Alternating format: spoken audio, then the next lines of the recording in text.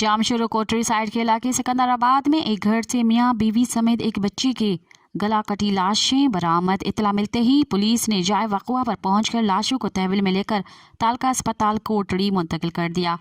कत्ल होने वाले किराए के घर में रिहायश पजीर थे। रिपोर्ट रबनवाज शाह। जी बिल्कुल, जामशोरो में आज अफसोसनाक वाक़या पेश आया है। कोटरी के इलाके सिकंदराबाद में एक ही घर से मियां बीवी समेत एक बच्चे की गला काटी लाशें बरामद हुई हैं। इतला मिलते ही पुलिस ने जाए वक़ूअ पर पहुंचकर आला कत्ल, छुरा और तीनों लाशों को अपनी तहवील में लेकर बिलावल मेडिकल अस्पताल कोटरी मुंतकिल कर दिया, जहां ज़रूरी कार्रवाई के बाद लाशों को वर्सा के हवाले किया जाएगा। पुलिस के मुताबिक कत्ल होने वालों की शिनाख्त 35 साल अल्ताफ़ गोरी, 34 साल अमीना और 8 साल आदिल के नामों से हुई है। कत्ल होने वाले अफराद किराए के घर में रिहायश पजीर थे। इस दौरे कत्ल की होने वाली वारदात की वजह मालूम ना हो सकी है। पुलिस हर पहलू से तहकीकात कर रही है।